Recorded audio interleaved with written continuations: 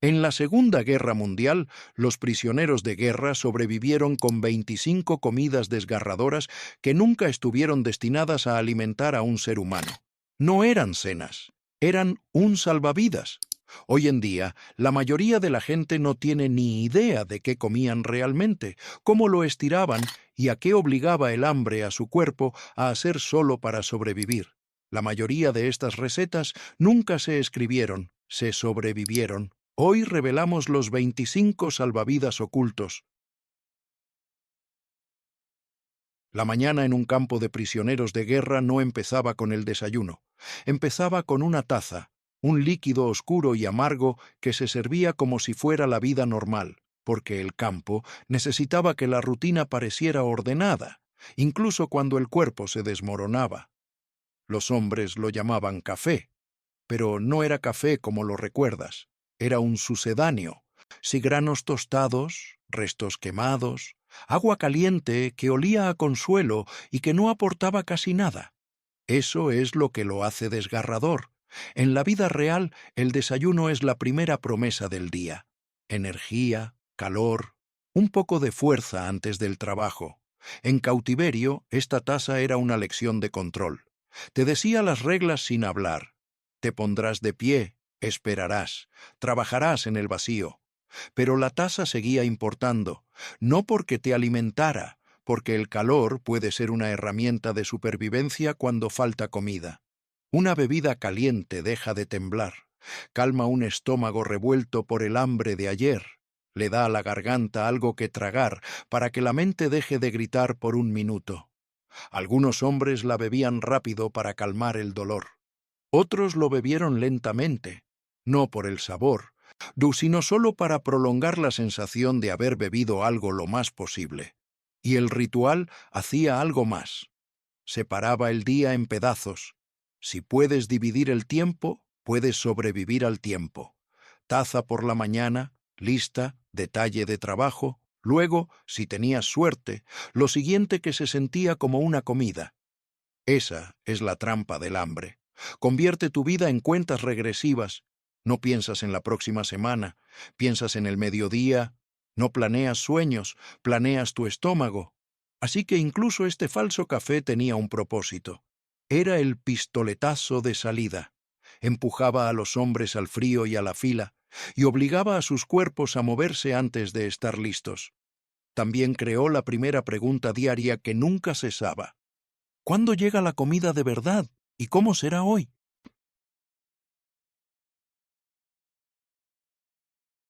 El mediodía era cuando el campamento fingía alimentarte. Una fila de hombres con tazas de hojalata, un cucharón que se movía como un reloj y una olla que olía a comida. La sopa de cebada solía ser esa olla. A veces era cebada de verdad, a veces era cebada por rumor. Unos pocos granos flotando en agua caliente hacían que el cuenco pareciera más pesado de lo que realmente era. Ese cuenco cumplía dos funciones a la vez. Primero, daba volumen. El hambre hace que el estómago se sienta como un puño cerrado. Y el líquido caliente puede abrir ese puño temporalmente. Se extiende por el intestino y le dice a tu cerebro una mentira reconfortante. Comías. Segundo, daba calor. Con clima húmedo y uniformes delgados, el calor es un nutriente. Un cuenco caliente podía detener el castañeteo de dientes lo suficiente como para aguantar el siguiente recuento. Pero el verdadero poder de la sopa residía en la rutina. Cuando no puedes controlar nada, una comida predecible se convierte en tu calendario. Incluso en los días buenos, el cuenco era más pequeño de lo que la memoria permitía. Los hombres medían el día por la sopa y juzgaban la semana por lo que contenía. ¿Era más claro de lo habitual? ¿El cucharón raspó el fondo demasiado pronto? ¿Quedó algún grano? Los prisioneros aprendieron a leer una olla como un granjero lee las nubes, porque la olla era su clima. La cebada, cuando aparecía, importaba porque se aferraba al cuerpo. Unos pocos granos pueden frenar la brusca caída que sigue al hambre pura. Algunos hombres tragaban rápido, temerosos de que el estómago notara lo poco que era. Otros bebían despacio, no por el sabor, sino por tiempo. Si estirabas el tazón, estirabas la sensación de estar vivo, y aún así nunca era suficiente. El tazón se terminaba y el hambre regresaba con un filo más agudo porque ahora sabías lo que te perdías. Esa es la crueldad de la sopa aguada. Despierta el apetito sin saciarlo. Así que los hombres comenzaron a hacer lo que siempre exige la supervivencia. Maridaban el tazón con lo que pudieran salvar, mojaban las cortezas, ablandaban los bocados duros e intentaban convertir el líquido en algo que pudiera durar. Porque después de la sopa llegaba el verdadero gobernante del campamento. El pan era la norma. En muchos campos llegaba como una rebanada oscura y densa, cortada de una hogaza pesada, y se entregaba como un boleto. Lo sostenías en la palma de la mano, sentías su peso, y luego hacías el siguiente cálculo: comer ahora o guardarlo para más tarde. Esa elección suena común hasta que entiendes el hambre en el campo. El hambre no solo duele. Negocia. Come el pan y consigues unos minutos de tranquilidad, una mente más tranquila, menos temblores en las manos. Guarda el pan y compras el futuro, pero pagas con pánico porque tu estómago te lo reclamará a cada paso. Los hombres se convirtieron en planificadores, no porque quisieran, sino porque el pan los obligaba. La rebanada también se convirtió en la medición del tiempo. Algunos prisioneros la partían en 4 trozos y asignaban un momento a cada uno. Después de pasar lista, después del trabajo, antes de dormir, antes del amanecer, y otros escondían la mitad en la costura de un bolsillo o la envolvían en tela, protegiéndola de la humedad, los robos y su propia impaciencia. Un hombre que podía guardar el pan tenía disciplina. Un hombre que no podía guardarlo no era débil, simplemente estaba más cerca del límite. El pan también cambiaba las relaciones, creó jerarquías. El hombre con un bocado extra podía ayudar a un amigo enfermo. El hombre sin nada vigilaba cada boca con un nuevo tipo de atención. En las chozas donde todos perdían peso, incluso la amabilidad tenía que ser presupuestada. Y el pan nunca fue solo pan. Era la capa base de todas las demás comidas. Mojándolo en sopa se vuelve más suave, más fácil de tragar, más abundante. Untado con una capa de grasa se convierte en combustible. Acompañado con algo dulce, se convierte en recuerdo. Es por eso que el pan estaba controlado tan estrictamente. Controla el pan y controlas el comportamiento, controlas la energía, controlas la esperanza, puedes hacer que los hombres se pongan de pie, marchen, trabajen y esperen.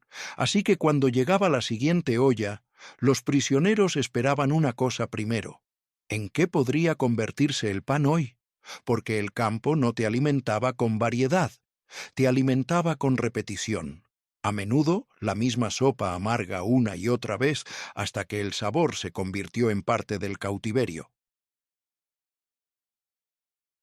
Si la sopa de cebada era la ilusión del campamento, la sopa de nabo y patata era su realidad. Regresaba tan a menudo que los hombres podían olerla antes de verla, un vapor terroso y penetrante que prometía calor, pero nunca consuelo. Los nabos eran baratos y resistentes, fáciles de cultivar en tierra dura. Las patatas, cuando aparecían, eran el premio. Pequeños trozos que parecían monedas caídas en el cuenco. Esta sopa enseñaba a los prisioneros el lenguaje de la escasez. Cuando el cucharón traía principalmente nabo, sabías que el campamento se estiraba. Cuando salían algunos trozos de patata, sabías que al menos quedaba algo de almidón en el sistema. Los hombres miraban fijamente sus tazas como los jugadores miran las cartas, tratando de predecir la tarde a partir de lo que flotaba en la superficie. El sabor era soso, amargor de nabo, caldo aguado, a veces un toque de sal, a veces nada. Pero el sabor no era la cuestión era la función. El líquido caliente mantenía las manos trabajando. Un poco de almidón ralentizaba el colapso. Un tazón al mediodía significaba que podrías llegar a la noche. En algunos campos, ese cuenco era el centro de día, lo único que se podía anticipar. Y aún así, La repetición tenía su propia crueldad. La misma sopa, una y otra vez, puede desgastar la mente. Convierte los días en copias y las copias en una niebla. Algunos hombres empezaron a temer el olor, no porque fuera repugnante, sino porque era la prueba de que nada había cambiado. Así que inventaron pequeñas mejoras. Mojaban el pan para suavizar los bordes duros. Guardaban las migas del día anterior y las añadían para espesar el caldo. Si tenían una mancha de grasa de un día de paquete, la derretían en el cuenco y veían cómo brillaba como un milagro. Si tenían sal, usaban una pizca como si fuera medicina. El truco más desesperado era caminar de un lado a otro, comer demasiado rápido y el hambre vuelve inmediatamente. Comer demasiado despacio y el frío roba el calor. Los prisioneros aprenden a equilibrar la deglución y el calor porque ambos eran supervivencia, y cuando la olla de sopa contenía principalmente repollo, el olor cambió, el aire cambió, y las chozas se llenaron de un tipo diferente de cautiverio, uno que perduraba mucho después de que el cuenco se vaciara. El estofado de col era el tipo de comida que no terminaba al terminar de comer. Permanecía en el aire, se pegaba a la ropa, se filtraba por las paredes de las cabañas hasta que el propio campamento olía a hojas hervidas y madera húmeda. En una cocina normal, la col puede significar calor. En un campo de prisioneros de guerra, la col significaba volumen sin fuerza, un líquido caliente que parecía una comida. Por eso aparecía tan a menudo. La col es barata, aunque fácil de picar, fácil de estirar. Una pequeña cantidad puede llenar una olla grande. Y cuando se alimenta a los prisioneros, una olla llena importa más que cuerpos completos. El caldo podía ser pálido, a veces verdoso, a veces casi transparente. Las tiras de col eran blandas, demasiado cocidas y lo suficientemente finas como para desaparecer en la lengua. Pero incluso esto tenía un uso para la supervivencia. La materia vegetal, incluso la materia vegetal acuosa, le daba al cuerpo algo que podía reconocer, un poco de fibra, un poco de sal, cuando la había, un poco de calor circulando por el estómago. Los hombres enfermos a veces toleraban el agua de col mejor que el pan seco. Los hombres que se congelaban podían sostener la taza con ambas manos y robar calor antes de tragar. La parte más difícil era el efecto psicológico. El hambre entrena la mente para perseguir calorías y el estofado de col es principalmente lo opuesto. Algo que bebes que te deja más vacío 5 minutos después. Engaña a tu estómago para que se despierte sin saciarlo. Y después de meses de ese truco, el olor en sí mismo podía desencadenar ira o desesperación. Así que los prisioneros se adaptaron. Trataban el tazón como una capa base, no como una comida. Si tenían pan, lo remojaban. Si tenían migas guardadas del día anterior, las revolvían. Si tenían algo de un día de paquete, grasa, una pizca de azúcar, un terrón de sabor, transformaban el agua de col en algo que se sentía más cercano a la comida real. Y esa transformación importaba porque las pequeñas mejoras mantenían a los hombres comiendo. Cuando los hombres dejan de comer, dejan de luchar. Por eso, la siguiente comida del campo no siempre era un plato nuevo. A veces era la misma sopa con una diferencia, unos cuantos granos más, cebada estirada cuidadosamente a lo largo de una semana como si fuera oro. Reenganchar. Si crees que eso fue lo peor, no lo fue. Las primeras comidas eran simplemente la rutina del campo. La verdadera historia es lo que los prisioneros aprendieron a cazar dentro de la rutina. Cebada, patatas, cualquier cosa con calorías de verdad. Porque en un campo de prisioneros de guerra, un bocado extra no parecía poco. Era como la vida. Ahora, aquí está la siguiente comida. La cebada no se servía como un acompañamiento generoso, se gestionaba como un recurso. En un sistema de campamento, el grano era a menudo lo único que podía convertir el agua caliente en algo que se asentara en el estómago. Eso lo hacía valioso, y todo lo valioso estaba controlado. Cuando aparecía la cebada, se notaba el cambio en el cuenco. El caldo parecía más espeso. La cuchara raspaba granos del fondo, la taza se sentía más pesada en la mano, y para los prisioneros esa pesadez era más que un consuelo. Era una señal de que el cuerpo podría funcionar un poco más. Pero la cebada también traía una lección cruel. La escasez se puede organizar. La cocina no te daba cebada, la asignaba. Una pequeña provisión podía extenderse durante días, diluirse y rediluirse, hasta que cada porción contenía lo justo para mantener viva la ilusión. Los hombres aprendieron este patrón rápidamente. El día de cebada se sentía diferente. El día sin cebada se sentía como un otoño, así que los prisioneros crearon sus propias estrategias en torno a él. Algunos guardaban pan para acompañar la cebada porque pan con grano se sentía como una comida de verdad. Algunos hacían lo contrario. Comía pan rápido en días vacíos e intentaba bajar el ritmo en días de cebada. Algunos intercambiaban cebada extra cuando podían, no porque supiera bien, sino porque ganaba tiempo. La cebada también hacía algo más. Marcaba el día. El hambre hace que el tiempo se difumine y la borrosidad es peligrosa. Cuando no puedes distinguir un día del siguiente, pierdes el control. Unos pocos granos en una taza fueron suficientes para crear un recuerdo. Hoy había cebada. Ese recuerdo ayudaba a la mente a mantenerse organizada, pero la cebada por sí sola seguía sin resolver el verdadero problema, la energía. El grano ayuda, pero el cuerpo anhela calorías densas, almidón y grasa. Por eso, cuando aparecieron las patatas, incluso en pequeñas cantidades, los hombres reaccionaron como si les hubieran entregado algo precioso. Unos pocos granos en una taza fueron suficientes para crear un recuerdo. Hoy había cebada. Ese recuerdo ayudaba a la mente a mantenerse organizada, pero la cebada por sí sola seguía sin resolver el verdadero problema, la energía. El grano ayuda, pero el cuerpo anhela calorías densas, almidón y grasa. Por eso, cuando aparecieron las patatas, incluso en pequeñas cantidades, los hombres reaccionaron como si les hubieran entregado algo precioso. Un trozo de patata en la taza de un prisionero de guerra no era una verdura, era un rescate. Las patatas son simples en la vida normal, pero en la inanición se vuelven poderosas, porque son calorías honestas, no fingen, de verdad alimentan.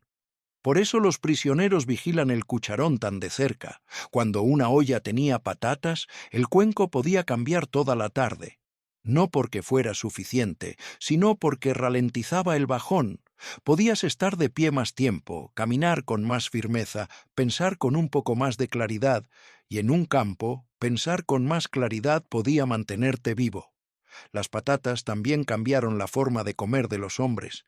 Con sopas ligeras puedes tragar sin masticar y aún así sentirte vacío. Con la patata masticas. Masticar ralentiza la comida y le indica al cerebro que es comida. Algunos hombres intentaban masticar despacio a propósito, alargando el momento como alargaban todo lo demás. Otros comían rápido, temiendo que el hambre se hiciera más fuerte si esperaban. Y las patatas transmitían estatus en el cuenco. Si tu taza tenía más trozos, lo sabías. Si tu taza no tenía ninguno, también lo sabías. El hambre hace a la gente hiperconsciente, no porque quieran serlo, sino porque la supervivencia se convierte en una medición constante. Así, los hombres construyeron sistemas en torno a los días de la papa, igual que en torno a los días de la cebada. Guarda pan para la sopa de papa. Intercámbialo por una porción más grande si es posible. No desperdicies nada. Raspa el fondo de la taza, usa pan para recoger los últimos restos. Pero el suministro de papa era inestable. Cuando las papas desaparecieron, los campamentos recurrieron a otras sopas de proteínas. A menudo, la sopa de guisantes, a veces aguada, a veces un poco más espesa, siempre vigilada con atención porque podía determinar si tus piernas seguían funcionando. La sopa de guisantes en un campo nunca fue la espesa y reconfortante que imaginas de casa. Casi todos los días era un líquido aguado y caliente con un ligero olor a tierra y algunos guisantes blandos flotando como sobras. Pero incluso la sopa de guisantes aguada importaba porque contenía algo que el cuerpo necesitaba desesperadamente: proteínas. Las proteínas son lo que ralentiza el desgaste. En la inanición prolongada, el cuerpo comienza a consumirse a sí mismo, los músculos se debilitan, la fuerza colapsa, las piernas tiemblan, y una vez que un hombre se vuelve demasiado débil para hacer fila, se vuelve invisible. Esa es la dura cadena. Así que cualquier proteína, proteína real, se volvió valiosa, incluso en un tazón delgado. La sopa de guisantes también les dio a los prisioneros otra herramienta de supervivencia. Variación. La monotonía drena la moral. Un pequeño cambio en el olor o la textura puede mantener a un hombre mentalmente presente. Hoy en día, la sopa de guisantes puede no sonar a esperanza, pero en cautiverio era una diferencia. Y la diferencia es una forma de vida. Los hombres usaban la sopa de guisantes como una base para las mejoras, de la misma manera que usaban el agua de col. Si tenían pan, lo remojaban. Si tenían una pequeña mancha de grasa, la derretían y veían cómo la superficie se volvía brillante. Si tenían una pizca de sal, la usaban como medicina. Si tenían algo dulce, lo guardaban porque lo dulce pertenecía a la moral, no a la sopa. Y aquí es donde se manifiesta la verdadera verdad nutricional del campamento. La sopa te mantenía caliente, el pan te mantenía en movimiento, pero la grasa te mantenía funcionando. Por eso, una de las comidas más desgarradoras no era un tazón en absoluto. Era una sola cucharada, una mancha, una ración de margarina que podía importar más que toda la olla. En la inanición, la grasa deja de ser un sabor para convertirse en un arma. Una cucharada de margarina podía hacer lo que un tazón entero de sopa aguada no podía. Podía mantener el cuerpo funcionando por más tiempo. Ardía más lentamente. Te calentaba por dentro. Ablandaba el pan para que no raspara la garganta como un castigo y transmitía una cruda verdad que el campamento intentaba ocultar. La energía real aún existía, pero se medía en migajas. Por eso una porción de margarina se sentía tan emocionalmente fuerte. Era pequeña, pero cambiaba la forma de pensar. Los hombres que la recibían no hablaban primero del sabor, hablaban del alivio. Hablaban de cómo sus manos temblaban menos, cómo su estómago dejaba de arañarse por un rato, cómo podían aguantar la lista sin sentir que sus rodillas eran de papel, y porque importaba tanto, se controlaba, se custodiaba y se negociaba. Una mancha de grasa podía ser una decisión personal: untarla ahora para una fuerza inmediata o guardarla y usarla más tarde para hacer pan comestible cuando el frío azotara más fuerte. Los prisioneros aprendieron a tratar la grasa como moneda de cambio, porque lo era. Podía intercambiarse por un bocado extra de pan, un mejor lugar en la fila, un favor de alguien con acceso a una olla. En una economía de hambre, cualquier cosa densa se convierte en poder. La margarina también cambió la sopa. Una pequeña gota en una taza podía transformar el agua caliente en algo que parecía comida. Podías verla derretirse y extender una capa brillante por la superficie. Y ese brillo significaba supervivencia. La misma agua de col que parecía rendición podía, de repente, parecer tener un propósito. Pero aquí está la parte cruel. Cuando la porción se acababa, el cuerpo lo notaba de inmediato. La satisfacción de la grasa se desvanece en hambre de nuevo, y el retorno puede sentirse aún más intenso porque la boca recuerda lo que se pierde. Por eso en el campamento a veces usaban lo dulce como un tipo diferente de control. No para alimentarte, sino para mantenerte en movimiento. Una pequeña mancha de mermelada no fortalecía como la grasa, pero podía mantener la mente en orden cuando todo lo demás se desmoronaba. La mermelada en un campo de prisioneros de guerra nunca fue un desayuno. Era una cuestión de psicología. Una fina capa de dulzura en el pan podía cambiar el ambiente en una cabaña durante unos minutos, porque recordaba a los hombres la vida normal, las cocinas, las mañanas, las familias, un mundo donde la comida no era un castigo. Ese recuerdo importaba. El hambre ataca la mente tanto como el cuerpo. Hace que el tiempo parezca interminable y que el mañana parezca incierto. La dulzura interrumpe esa oscuridad, ofrece una recompensa rápida, un momento de placer lo suficientemente fuerte como para aguantar la siguiente hora. Pero también era un truco porque la dulzura se desvanece rápido. El azúcar golpea y desaparece. El estómago se siente más vacío después, y la mente se vuelve más consciente de lo poco que queda. Por eso los prisioneros aprenden a usar la mermelada estratégicamente. Algunos la comían inmediatamente para calmar el pánico. Otros la guardaban para los peores momentos. Después de una ardua tarea, después de una paliza, después de una noche de temblores cuando no llegaba el sueño. La mermelada también se convirtió en un artículo de intercambio. No todos la valoraban de la misma manera. Un hombre desesperado por grasa podría cambiar mermelada por margarina. Un hombre desesperado por un cigarrillo podría cambiar mermelada por un cigarrillo. Y así es como se configura la economía de un campamento. La comida se convierte en lenguaje. No se intercambia por lujo, se intercambia por supervivencia. Matemáticas. Incluso el acto de untar mermelada se convirtió en un ritual. Algunos hombres usaban un dedo para raspar cada trocito porque el desperdicio era insoportable.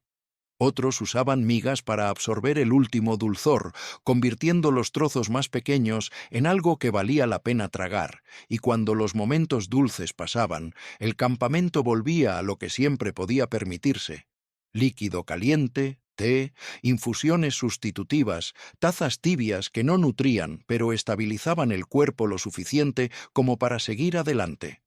Por eso la siguiente comida no era un plato en absoluto, era una taza de té de menta servida como si el calor pudiera reemplazar a la comida. Reenganchar. Hasta ahora, has visto la primera capa de supervivencia en el campamento: sopa aguada, pan controlado y pequeñas mejoras como grasa y mermelada que podían cambiar un día entero.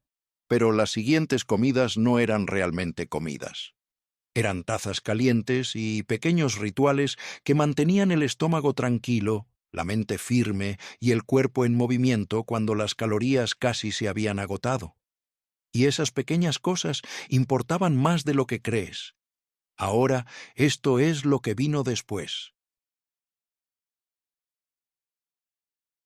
El té de menta suena suave hasta que te imaginas tomándolo mientras mueres de hambre. En el campo no era una bebida reconfortante, era una herramienta.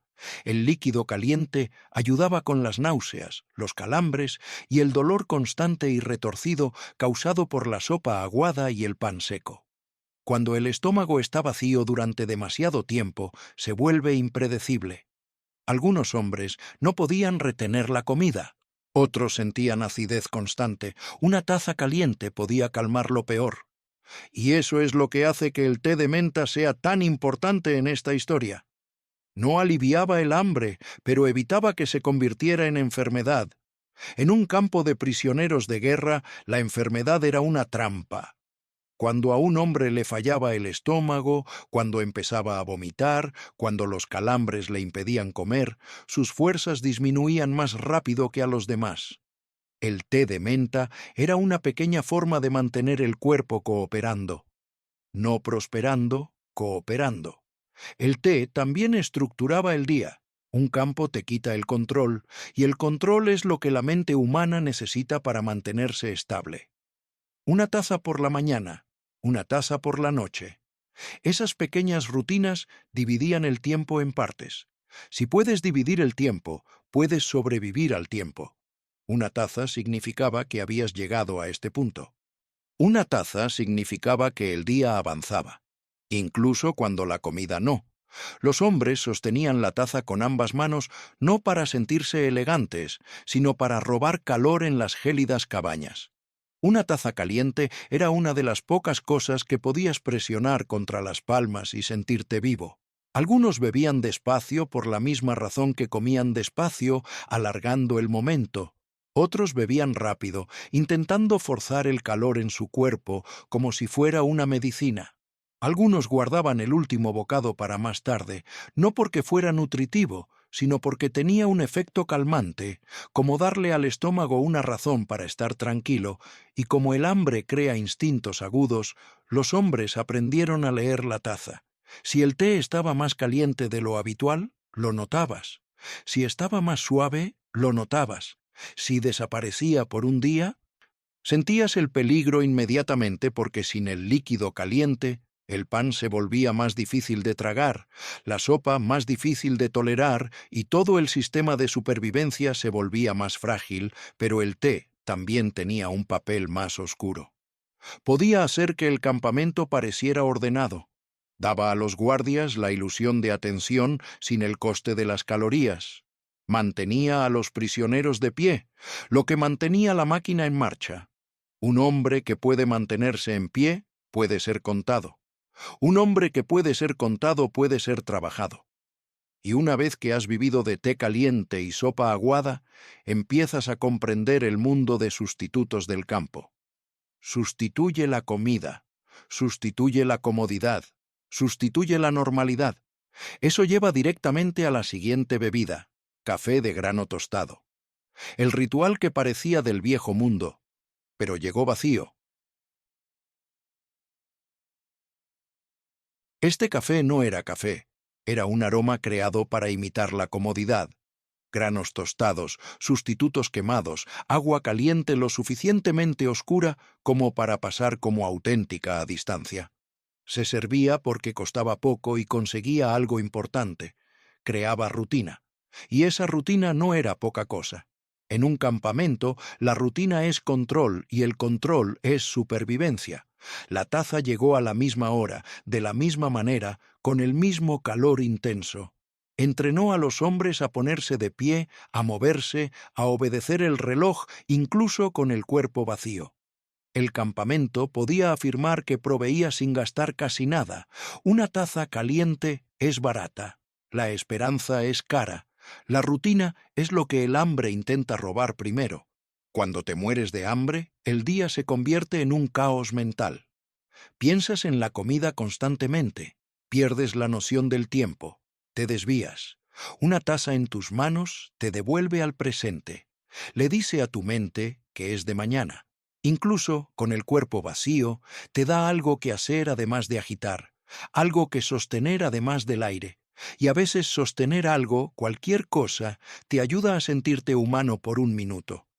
Para algunos prisioneros, la taza traía recuerdos. Café en casa, cocinas tranquilas, un momento antes de ir a trabajar. Ese recuerdo podía animar a alguien por un minuto. Para otros, hacía lo contrario, agudizaba la pérdida. El olor era demasiado familiar, y la familiaridad puede doler cuando se está atrapado. La taza podía sentirse como una cruel imitación. El campo, tomando prestada la forma de la vida normal, mientras negaba todo lo que la vida normal contiene. Aún así, la taza era útil. El líquido tibio mantenía la sangre circulando en el frío, calmaba el estómago, hacía que la garganta tragara, y en un campo, tragar puede convertirse en una victoria porque la enfermedad y la debilidad dificultan comer. Algunos hombres bebían lentamente para prolongar el calor. Otros bebían rápido para calmar el dolor. Algunos guardaban algunos bocados para más tarde, no porque fuera nutritivo, sino porque tenía calor, y el calor podía mantener las manos en movimiento. Pero la taza también revelaba la verdad. Podías oler el café y no sentir fuerzas. Podías completar el ritual y aún sentirte vacío.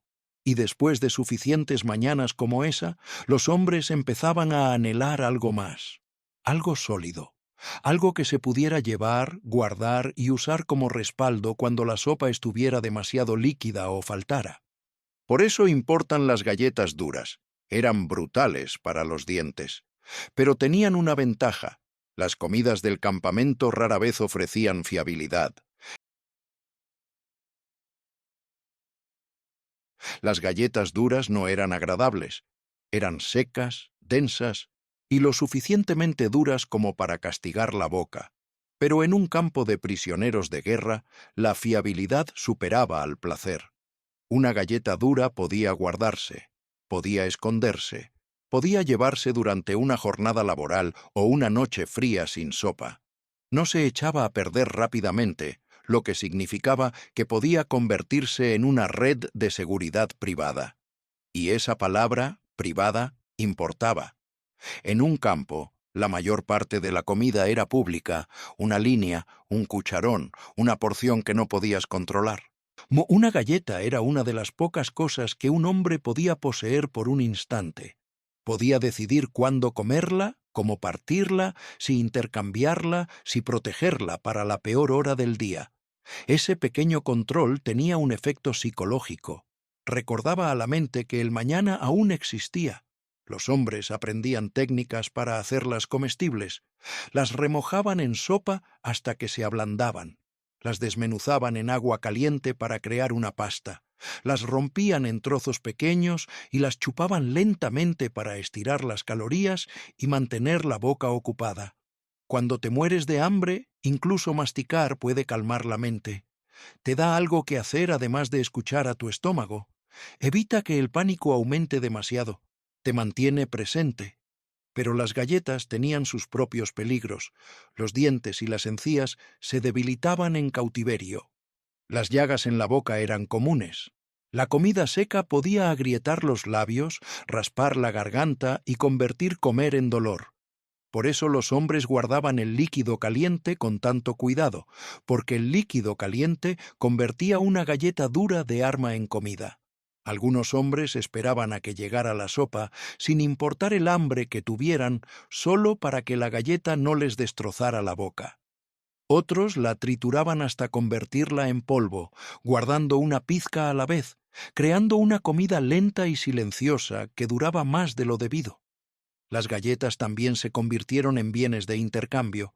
Un hombre con galletas podía cambiarlas por pan, por una mancha de grasa, por una pizca de azúcar.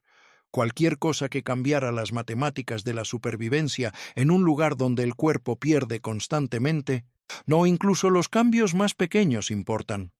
Una galleta podía ser un soborno, una ofrenda de paz, el rescate de un amigo enfermo o una forma de comprar ayuda cuando uno estaba demasiado débil para cargar algo.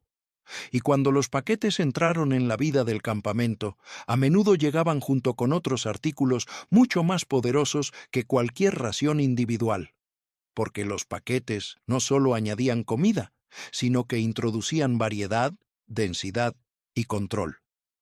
Convirtieron a los prisioneros en planificadores, crearon economías, crearon sistemas compartidos y a veces crearon las primeras comidas verdaderamente completas que los hombres habían visto en meses. El tipo de comida que no solo te calentaba, sino que te reconstruía. Por eso el siguiente artículo no es una ración de campamento en absoluto, es la mezcla de paquetes. A la caja que podía cambiar las probabilidades de supervivencia. El cambio de las matemáticas. Cuando los paquetes llegaron a un campo, la ecuación de la supervivencia cambió por completo. No porque los prisioneros de repente comieran bien, sino porque finalmente recuperaron el control. Las raciones del campo estaban diseñadas para ser predecibles y escasas. Los paquetes introdujeron densidad, variedad y planificación, tres cosas que el hambre intenta borrar. Las galletas solían ser el primer artículo del paquete que importaba porque eran portátiles y compartibles.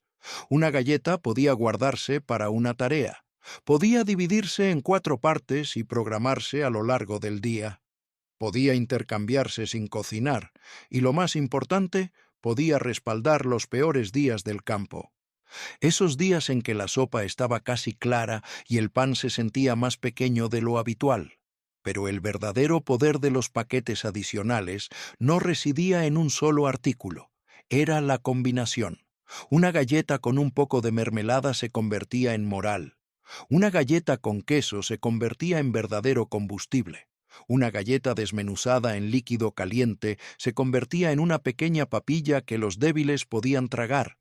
De repente, los hombres no solo recibían comida, estaban diseñando comidas. Por eso los paquetes creaban estructura dentro del caos. En algunas cabañas, los prisioneros extraían artículos y construían sistemas justos.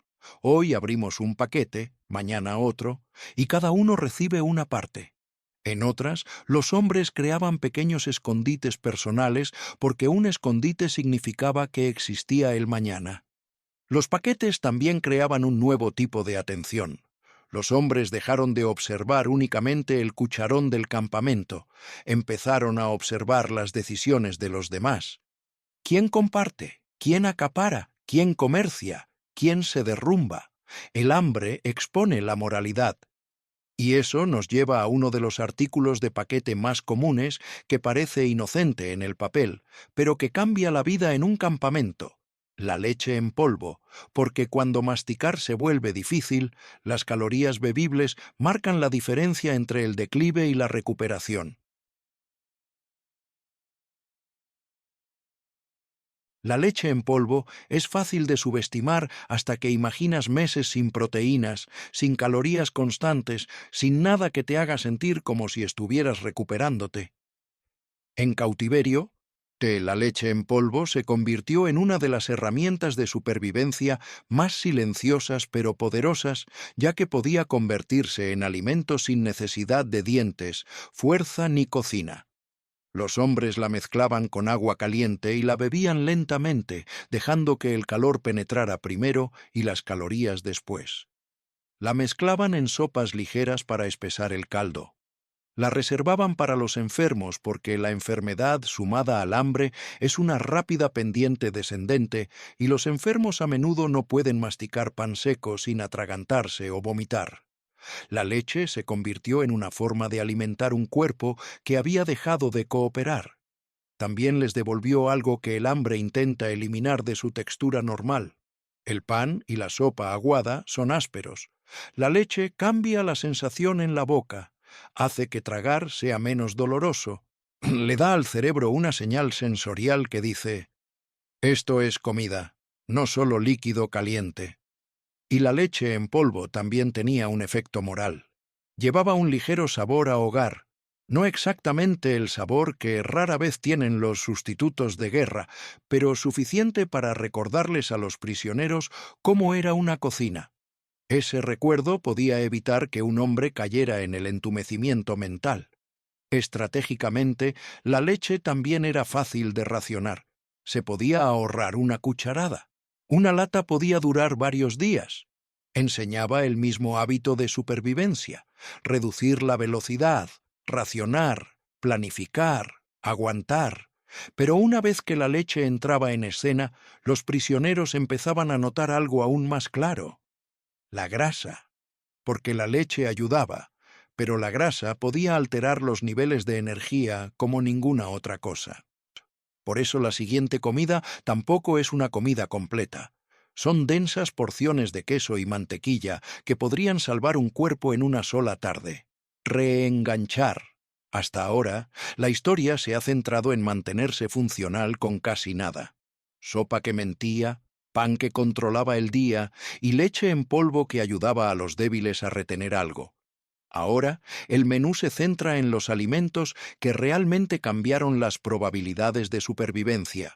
Calorías densas que se percibían al instante, porciones que se racionaban como si fueran moneda corriente y bocados que evitaban que el cuerpo se consumiera de la noche a la mañana. El queso y la mantequilla eran pequeños, pero en consecuencia enormes. En un campo de prisioneros de guerra, las calorías densas son como una batería. No se necesita mucho, se necesita lo suficiente. Y unos pocos bocados de queso o una pequeña mancha de mantequilla podían hacer lo que una sopa aguada jamás podría: evitar que el cuerpo se quemara tan rápido. Los hombres podían sentir la diferencia en una hora. Menos temblor en las piernas, menos temblor en las manos, una mente más firme. La mantequilla convertía el pan en combustible, suavizaba el mordisco, ralentizaba la digestión y le daba al cuerpo algo que quemar durante las horas frías.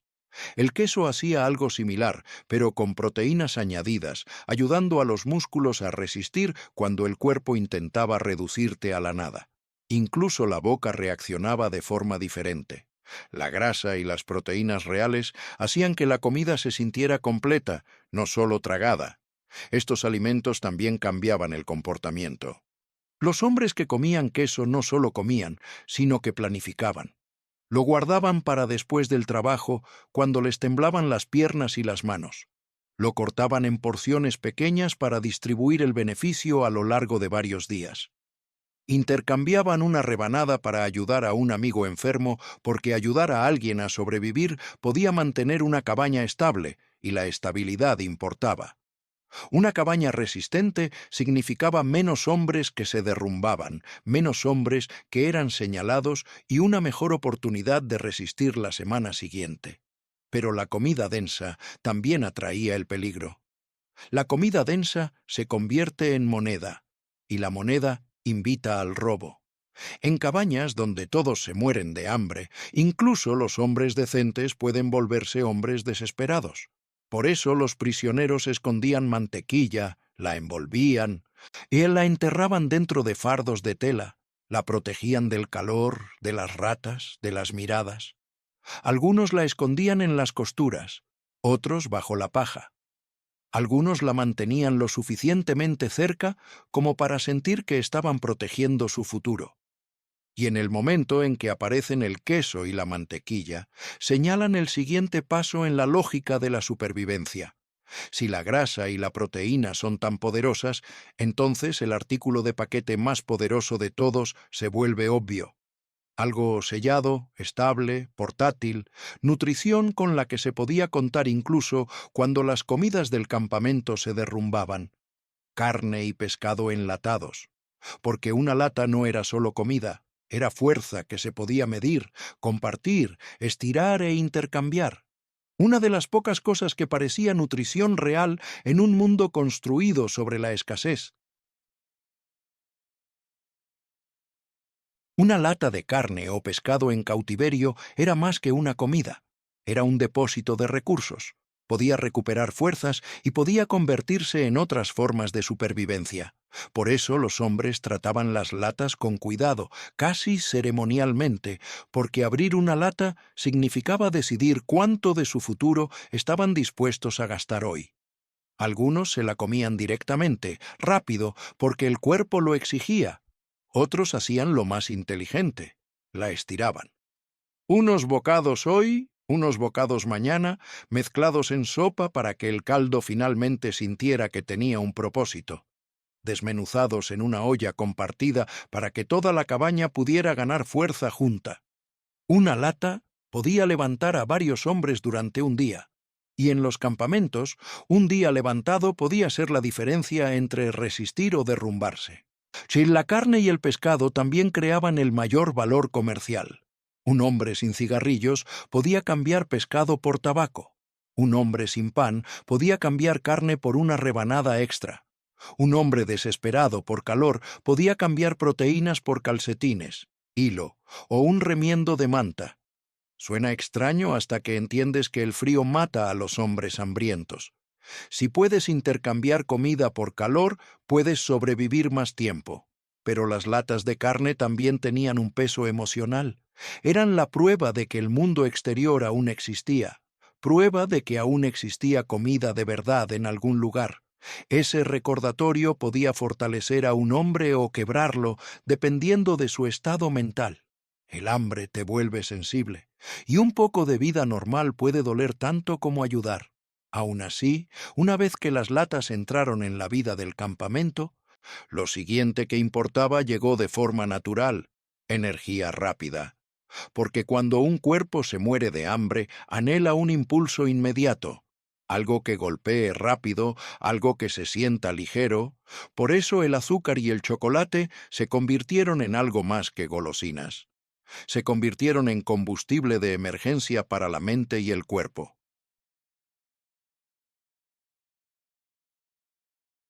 El azúcar es energía inmediata. El chocolate es azúcar más grasa. En un campo esa combinación era explosiva, no en sabor, sino en efecto. Un bocado de chocolate podía elevar la energía de un hombre lo suficientemente rápido como para mantenerse erguido, pensar con más claridad y aguantar otra hora sin sentir que se desvanecía. Por un instante, el mundo se agudizó de nuevo. Menos mareos, menos temblores, menos niebla mental. Por eso, los hombres no comían dulces a la ligera. Los usaban estratégicamente. Algunos guardaban el azúcar para las peores mañanas, cuando el cuerpo se sentía débil antes de la jornada laboral. Algunos guardaban el chocolate para las noches más frías, cuando la moral se derrumbaba y la esperanza parecía una palabra de otro idioma. Otros intercambiaban dulces, porque los dulces tenían valor para todo tipo de prisioneros. Todo el mundo entiende el azúcar. Un pequeño trozo podía comprar un favor y una corteza extra o simplemente buena voluntad en una cabaña donde todos andaban con el estómago vacío. El chocolate también tenía poder psicológico. Sabía a otro mundo. Recordaba a la infancia, las vacaciones, las cocinas domésticas, y ese recordatorio podía reajustar una mente que se estaba hundiendo en el entumecimiento. El entumecimiento es peligroso en cautiverio porque los hombres entumecidos dejan de luchar. Incluso el olor importa. El cacao en la boca puede silenciar brevemente el campamento, reemplazándolo con recuerdos. Pero los dulces traen una trampa. El pico de energía se desvanece rápidamente y el bajón puede ser brutal. Es por eso que muchos hombres combinan azúcar con pan o grasa, tratando de suavizar la caída. Si pudieras combinar calorías densas con calorías rápidas, podrías desarrollar un tipo de resistencia más larga y constante. Algunos aprendieron a tomar bocados pequeños, espaciándolos como raciones para el cerebro, no solo para el cuerpo. Aquí es donde la supervivencia en el campamento se convierte en química. Los hombres conocieron sus cuerpos, aprendieron qué los hacía temblar, qué les causaba náuseas, qué los ayudaba a durar. Aprendieron que las adiciones más pequeñas podían cambiar un día. En un lugar diseñado para eliminar la elección, incluso elegir cuándo comer un bocado era una forma de control, por eso el siguiente elemento suena diminuto, pero importaba como una medicina. Bayong, concentrado, paquetes de sabor, cualquier cosa que convirtiera el agua caliente en algo que el cuerpo aceptaría. Los concentrados de sopa y buón, cualquier cosa salada y sabrosa, ayudaban a resolver eso, no añadiendo una gran cantidad de nutrientes, sino haciendo tolerables las ligeras comidas del campamento. La sal estimula el apetito, el sabor envía señales de alimento al cerebro. Un cubo disuelto en agua caliente podía convertirse en una bebida que calmaba las náuseas. Una pizca mezclada con una sopa aguada podía transformar toda la taza de castigo en algo manejable. No cambiaba el tamaño de la ración, pero sí la voluntad de ingerirla. Por eso los prisioneros trataban el sabor como una medicina. No lo desperdiciaban, no lo espolvoreaban a la ligera, lo racionaban a puñados, guardándolo para los días en que la sopa era demasiado clara, demasiado amarga, demasiado desmoralizante para tragar. Algunos hombres escondían cubos como tesoros, partiéndolos en astillas como si fueran pastillas. Pequeñas dosis, calculadas con cuidado, nunca se desperdiciaban. El concentrado también era importante para los enfermos. Cuando un hombre no podía masticar pan, cuando le dolía la garganta, cuando la fiebre lo debilitaba, el sabor en un líquido tibio podía inducirlo a ingerir algo. Eso no es consuelo, eso es práctica de supervivencia. Y cuando los débiles podían beber, la cabaña se mantenía más fuerte porque un derrumbe a menudo provocaba otro. Pero una vez que circulan artículos como lingotes, azúcar, carne y cigarrillos, un campamento deja de ser solo un lugar de raciones. Se convierte en un mercado. Y en ese mercado no siempre se sirven comidas, se negocian. Una pizca de sabor podía intercambiarse por un bocado de pan, un favor, una advertencia discreta, porque el sabor en sí mismo tenía valor cuando todo lo demás se despojaba. Lo que nos lleva al último artículo de longitud estándar antes de los sistemas de supervivencia extendidos.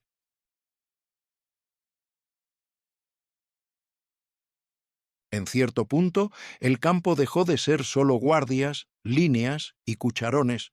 Se convirtió en una economía. Y en esa economía, la habilidad más importante no era cocinar, era la conversión. Convertir lo que tenías en lo que necesitabas.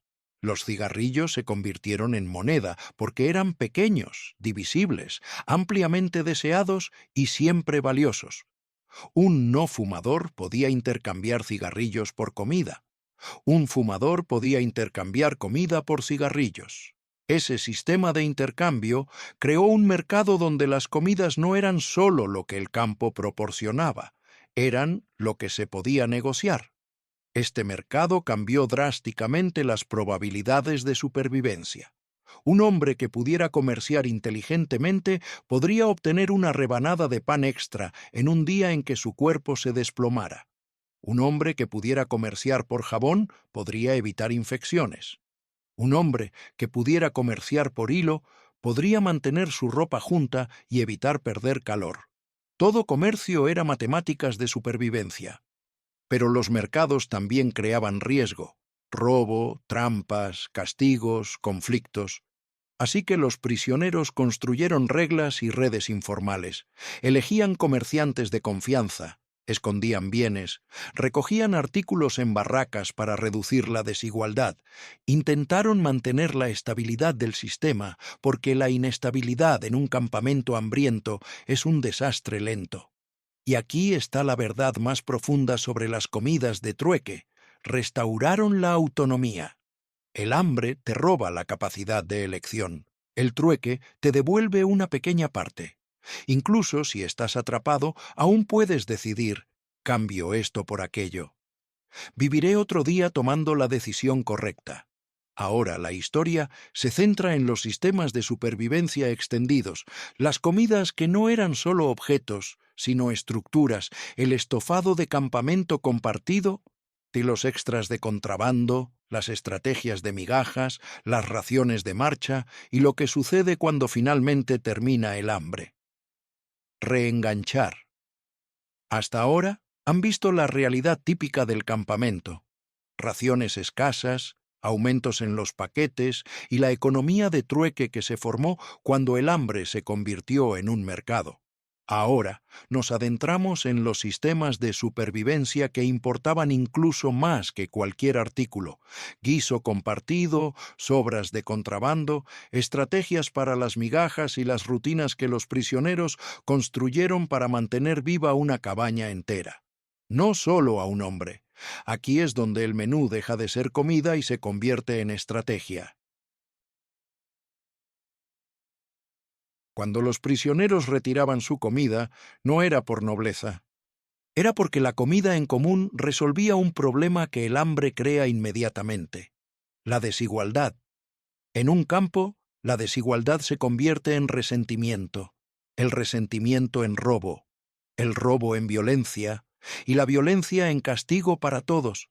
Así que los hombres construyeron un sistema que convirtió una caja de objetos al azar en una rutina estable: estofado compartido. Un estofado de campamento podía empezar con lo que el campamento les proporcionara: sopa aguada, agua de col, algunos granos. Luego se añadían los artículos del paquete, como mejoras. Una cucharada de leche en polvo espesaba el caldo. Una miga de galleta convertía el líquido en algo más pesado. Una viruta de queso añadía combustible. Una pizca de caldo lo hacía tragable. Una pequeña rebanada de carne enlatada repartida entre 10 hombres hacía que el estofado volviera a sentir que el mundo exterior existía. Aquí es donde la supervivencia se convierte en ingeniería.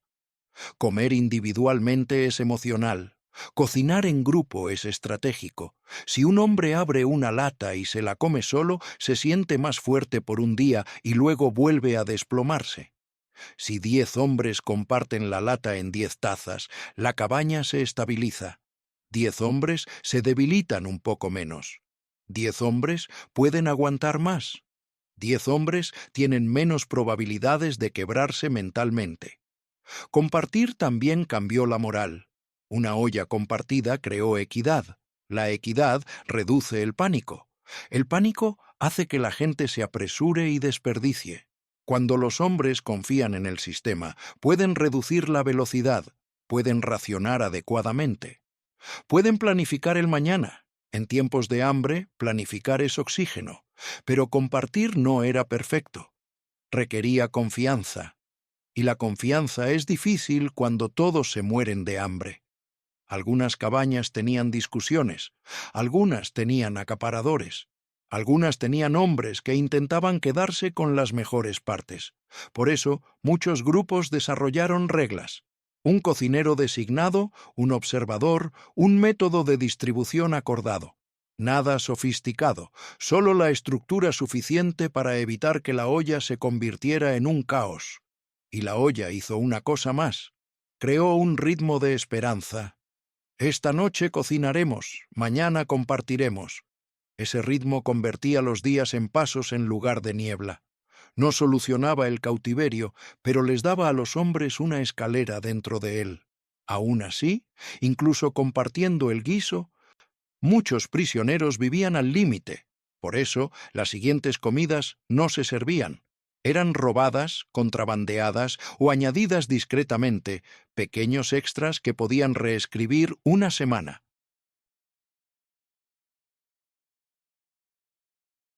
No todas las comidas para sobrevivir provenían de un cucharón o un paquete. Algunas surgían de la oportunidad, un detalle de trabajo cerca de una cocina, un momento en un almacén, una cáscara caída al suelo, un trozo en una olla, una mano compasiva, un intercambio hecho en silencio, un bocado rápido y oculto en silencio.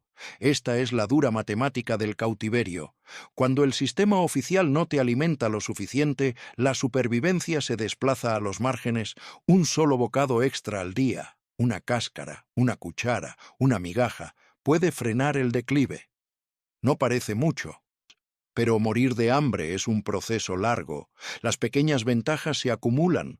La comida de contrabando era peligrosa. Si lo atrapaban, un prisionero podía ser castigado, perder raciones, ser golpeado o ser puesto en confinamiento. Pero el hambre cambia la percepción del riesgo. Cuando tu cuerpo se desvanece, el mañana no está garantizado. Así que el riesgo del castigo puede parecer menor que el riesgo de no hacer nada. Los hombres también aprendieron la psicología de los extras. No se podía hacer alarde de ellos. No se podía comerlos a viva voz. Había que ocultar la evidencia porque la escasez agudiza la vista. Un hombre que parece tener más se convierte en un objetivo. Así que las comidas de contrabando se consumían rápidamente, en silencio y con la cabeza gacha, y los extras de contrabando forjaban relaciones. Algunos hombres los compartían, forjando lealtad. Otros los mantenían en secreto, fortaleciendo la seguridad.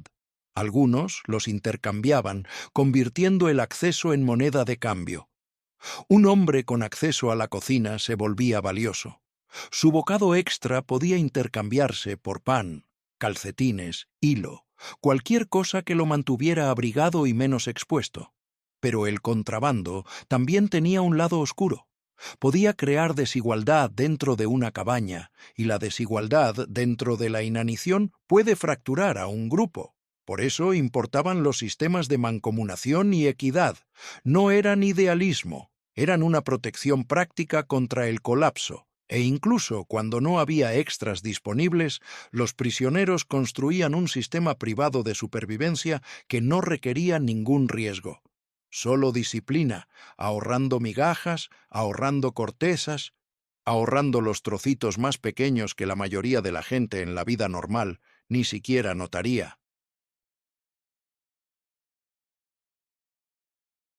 Recuperé un poco de control en un mundo diseñado para arrebatármelo todo. Un hombre que guardaba migajas podía decidir: comeré más tarde, me guardaré algo, no dejaré que el día me lo quite todo. Los hombres escondían migajas en bolsillos, en costuras, envueltas en tela, bajo la paja de la cama. Lo hacían porque el hambre aterraba el tiempo. Si sabes que vas a comer aunque sea un bocado después, el día se siente menos interminable, el pánico se calma, la mente se tranquiliza y una mente más tranquila toma mejores decisiones. Guardar migajas también se convirtió en microcomidas. Un puñado de migajas se podía remojar en té y tragar como gachas. Se podía añadir a la sopa para espesarla, que se podía prensar con un poco de grasa para crear algo que se sintiera sustancioso. Estas no eran comidas hechas para disfrutar, eran comidas hechas para resistir, pero guardar migajas conllevaba una amenaza constante: el robo. En una choza abarrotada, la comida se convierte en el objeto más vigilado. Incluso los hombres decentes pueden volverse hombres desesperados. Así que esconder migajas se convirtió en un arte. Algunos confiaban en un amigo para que guardara un escondite. Algunos cosían bolsillos dentro de la ropa. Algunos dormían con la comida debajo como si fuera un arma. Y también tenía un coste emocional. Guardar migajas es una forma de vivir con miedo. Entrena la mente a pensar en pequeño, a pensar solo en el siguiente bocado. Pero en cautiverio, pensar en pequeño es a veces la única manera de sobrevivir lo suficiente como para volver a pensar en grande. Entonces la guerra cambió. Los campamentos se trasladaron y apareció un nuevo tipo de comida. Comida para llevar, raciones de marzo, calorías portátiles distribuidas en condiciones de frío, a menudo demasiado escasas, a menudo demasiado tarde. Cuando los prisioneros eran obligados a marchar, todo el sistema alimentario colapsaba. Sin cocina estable, sin olla predecible, sin rutina en la cabaña, solo aire frío, agotamiento y largas distancias. Y un cuerpo en marcha necesita más combustible, no menos, porque cada paso quema lo poco que queda. Las raciones de marcha, cuando se entregaban, solían ser portátiles. Un trozo de pan, una galleta, tal vez un poco de grasa con suerte. A veces, sí, solo la esperanza de que apareciera comida en la siguiente parada. Esa incertidumbre era lo que hacía que la comida de marzo fuera aterradora. En el campo, a veces se podía planificar. En una marcha, planificar se convierte en adivinar. Los hombres aprendieron a comer de forma diferente sobre la marcha. Si comías todo pronto, podías desplomarte más tarde. Si guardabas demasiado, podías desplomarte ahora. Así que los prisioneros tomaban decisiones brutales, pequeños bocados espaciados, migas guardadas para el final del día, una galleta escondida como combustible de emergencia cuando las piernas empezaban a fallar. El frío lo empeoraba. El frío aumenta las necesidades calóricas. El frío hace que la grasa parezca oro. El frío entumece los dedos, por lo que incluso comer se vuelve difícil. El pan se endurece, las galletas se endurecen, el agua se congela, y aún así, los hombres aún tenían que masticar, tragar y seguir caminando. Las raciones de marzo también cambiaron el entorno social. Un hombre que tropezaba se volvía vulnerable. Un hombre que se desplomaba podía no levantarse. Así que la comida durante la marcha se convirtió en una herramienta de rescate.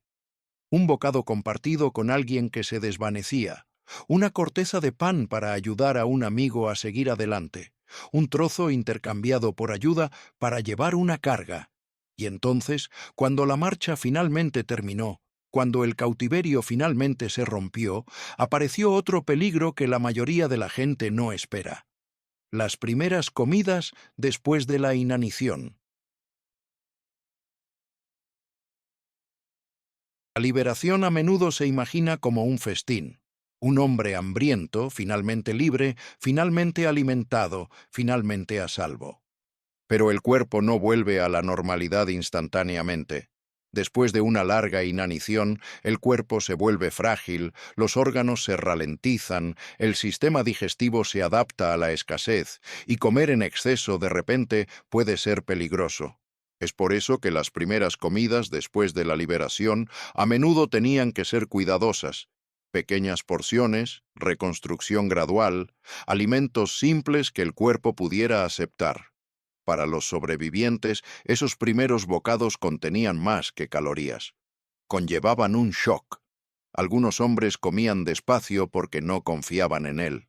Algunos comían rápido porque el hambre los había acostumbrado a temer el mañana. Y esa es la parte que la mayoría de la gente nunca entiende. Estas no eran comidas como las que usamos hoy en día. Eran decisiones. Salvar el pan, intercambiar el azúcar. Estirar la lata